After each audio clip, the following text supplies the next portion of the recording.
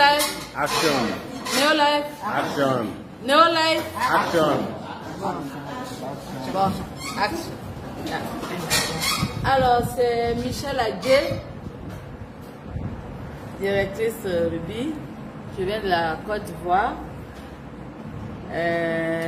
Mon histoire est très longue, mais je vais essayer de la courter pour qu'on aille un peu vite. Moi, Neolife, là. Bon, je vais parler comme on parle en Côte d'Ivoire, quoi. Vous comprenez, non? Moi, Neolife, c'est pas un business, c'est une vocation.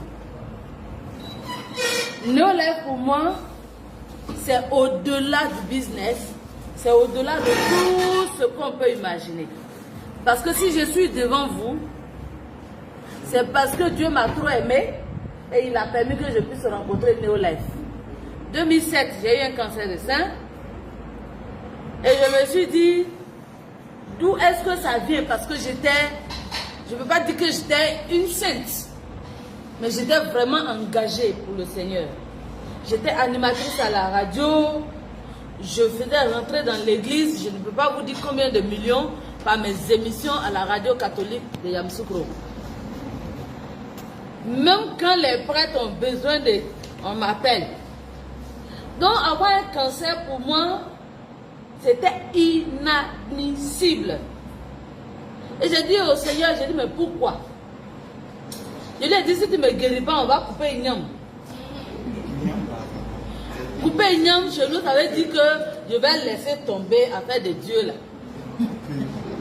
Et je vous assure, le Seigneur a fait. Mais vous savez, quand Dieu veut parler, Dieu, quand il veut parler là, il trouve les moyens pour parler. C'est comme l'eau, vous ne pouvez pas l'arrêter. Il va trouver le moyen de passer. En 2009, jour par jour, c'est-à-dire 2 ans juste après un autre cancer, mais un cancer où je ne pouvais plus dire on va couper Ignam. J'étais maintenant obligée d'écouter la voix de Dieu. Je n'avais plus à dire quoi que ce soit parce que les médecins, je suis infirmière de formation et j'ai travaillé en tant qu'infirmière pendant 11 ans. Pendant 11 ans. Donc, c'était vraiment une vie à... Pour moi, c'était à plus de 5000 heures, je peux vous dire ça, quoi. Vraiment, j'étais tac, tac, tac, tac à tout moment. Et donc, quand les médecins ont dit, tu as 9 mois tout au plus, sinon c'est 6 mois, tu vas mourir, je me suis dit, waouh, c'est intéressant. Donc, moi, je me suis dit, ok, peut-être que le jour où on tuait Jésus, là, mes parents étaient là-bas, ils ont participé. C'est pour cela que, parce que, 1, ça tue les gens. Mais ça ne m'a pas tué. 2, et puis on dit, j'ai 6 mois, 9 mois pour vivre. J'ai dit, j'ai le temps, chaque jour, c'est-à-dire les 24 heures, là, pour demander pardon, pour ne pas aller en enfer. Mais j'étais là, et quelqu'un m'a envoyé une boîte de bêta-gad et de triennale. Cette personne, c'est moi-même qui l'ai fait venir au Ghana pour ses études. Parce que ses parents étaient catholiques. Mais lui voulait être pasteur obligatoirement.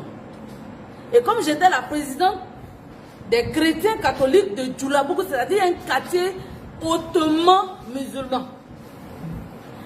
Donc j'ai dit, bon, comme il ne veut pas voler, aidons-le. Il est venu au Ghana et quand il a entendu ça, il en a parlé à un de nos leaders, docteur Donné, pasteur Donné, qui lui a conseillé et m'a envoyé. Moi qui ne pouvais plus marcher, moi qui ne pouvais plus, je ne sais pas, en fait j'étais morte. Je prends les produits, bizarrement, une nuit, vers 4 h du matin, je me suis étonnée, me lever moi-même seule. Étonnée. Et ça, c'était 21 jours après la prise de bêta-gad et de triennale.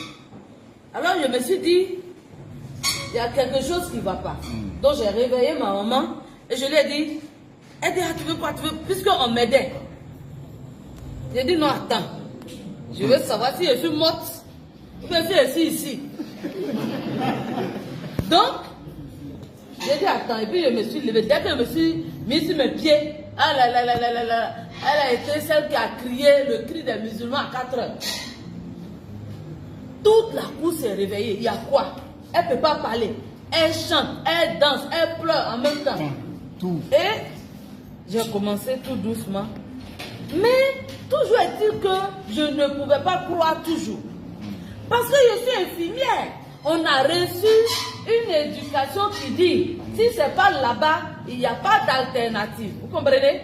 Et là, il y a quelque chose qui est en train de se passer. Et donc, lorsque j'ai repris à marcher et tout, je me suis dit, il faut que j'aille à la source. Donc, je viens au Ghana le 6 janvier 2010. Je m'inscris le 7 janvier 2010.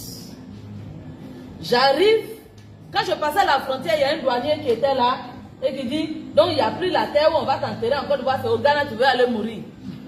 Parce que je ne pouvais pas bien marcher, j'étais crasseuse. C'est-à-dire qu'en ce moment-là, même si mes parents avaient l'argent et puis ils disent, monsieur Edouard, non, monsieur Edouard, voici notre fille, on te donne 10 milliards en plus pour prendre. Elle a dit, tu ne veux pas ça là dans sa maison. J'étais crasseuse. Et donc, quand je me suis inscrite, je suis arrivée, je pouvais bien marcher. J'étais devenue folle. Donc, moi, on m'appelle la folle de Néolife. C'est-à-dire, au jour de Trècheville, je viens, j'écris sur les médecins, je les insulte. Et j'ai commencé comme ça. Au deuxième mois, c'est-à-dire le mois de janvier, j'ai fait 8000 PV. Moi, je ne savais pas que c'est un business. Moi, là, je savais que c'est un business. C'est quand je suis revenue à la fin du mois que Essor qui était ici me disait, mais toi, tu prends beaucoup de produits, il faut ceci, il faut cela. Hein? Quand je suis rentrée à Abidjan, dans le mois de février, j'ai fait 12 000 PV. Et je suis arrivée, on dit tu es directrice. J'ai dit ça veut dire quoi? Mon chèque, je regarde mon chèque. Ça fait le salaire d'un an en tant qu'infirmière. Bon, moi je fais mon business comment? C'est-à-dire je vais au travail de 7h, je finis à 17h. Je finis à 16h30. De 17h à 19h, c'est là que je faisais le business. Donc je me promenais de maison en maison. Quand j'ai regardé le chèque, j'ai dit, ou bien les gens là se sont trompés. Parce que c'est pas normal. Nos lèvres là n'est pas normal. J'ai regardé.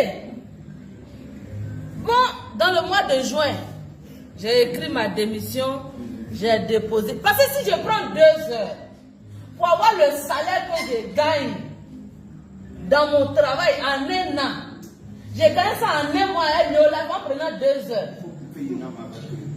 Non, j'ai coupé Ignan, j'ai coupé manioc, j'ai coupé.